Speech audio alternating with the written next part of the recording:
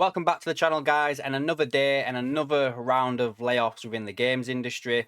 This time from Ubisoft, who are shutting down XDefiant after it was already rumored to be doing, and they denied it earlier in the year.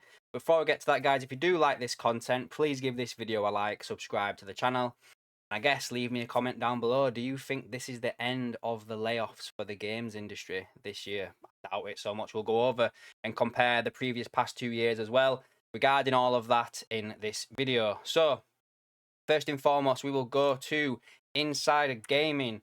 Now, I do think that this article will probably end up showing us that they mentioned it earlier in the year as well about XDefiant. So, it goes on here to say that the news was mentioned in an internal all hands meeting today.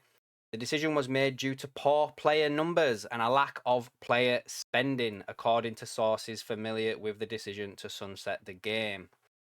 Which, to be fair, I think I played XDefiant for a couple of times and I didn't really like it. But then, stuff like this as well, where you're going into a market where you've already got your Fortnites, your Call of Duties, you've Apex.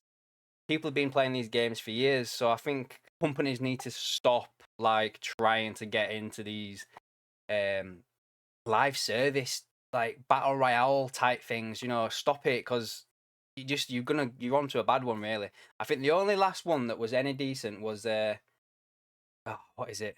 Helldivers 2. And that only lasted like 6 months until like the developers themselves kind of like fucked it up, shall we say, by nerfing the game. But anyway, let's get back to this one. It says here it's understood that layoffs will impact significant numbers of employees at the San Francisco studio, supporting studios, with some staff already receiving severance information. Another wave of layoffs will happen in February, with Ubisoft San Francisco and is it Oscar? I can't pronounce that word. Closing its doors. 277 people are understood to be losing their jobs.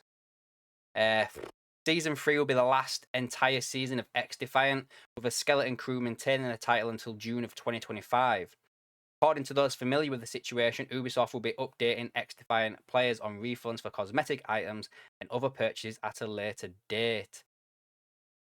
Like, all these layoffs, man, like, I just feels like they went on a bit of a mad one, doesn't it? When COVID happened and they started hiring so many people, trying to chase the dream of everybody staying at home, everyone playing games, and everyone, going through that whole thing where they had nothing else to do, so they were just spending money on this, and that bubble's burst, and yeah, it's bad for the people that obviously involved. It really is. My heart goes out to them losing their jobs and everything, but this is bad management. That's all it is. Like, what did you expect? It was not going to last forever.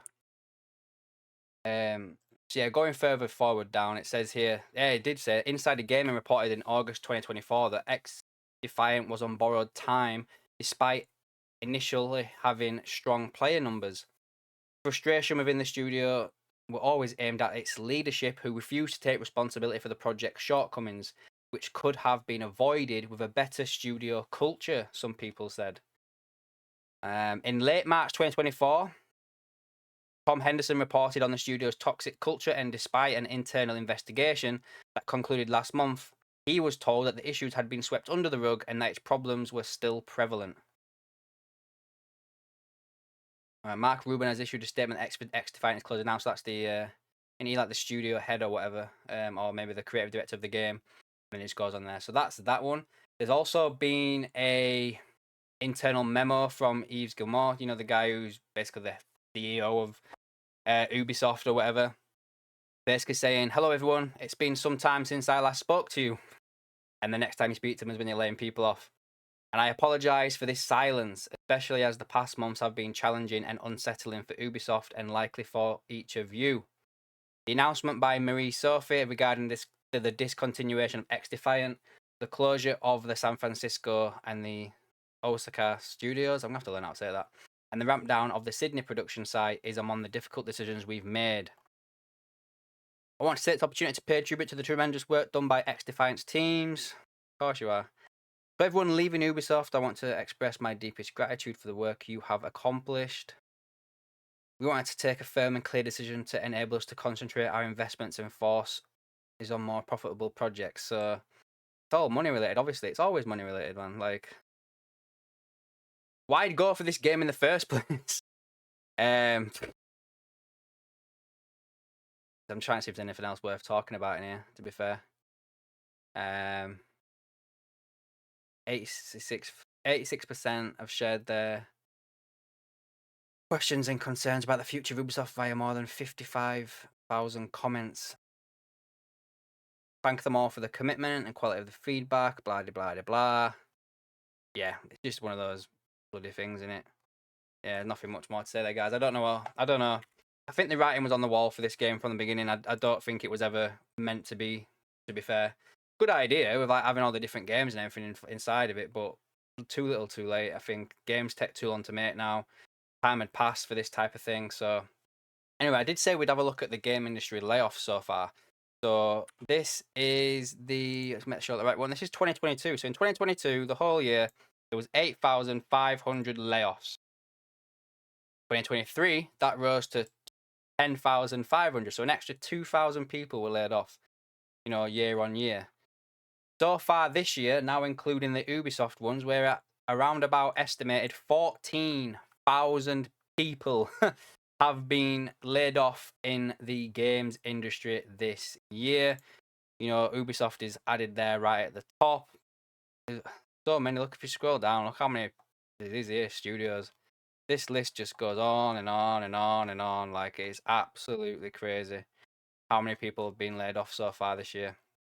I don't think it's over with, which is a sad thing to say, in all fairness. Like, people's lives, people's everything. But bad management, bad games coming out. Like, I don't even feel like there's been a time where so many bad decisions have been made, like trying to chase that carrot. And you've watched other games in the same sort of mold that have come out and failed, and you've still gone ahead with it to try and achieve it.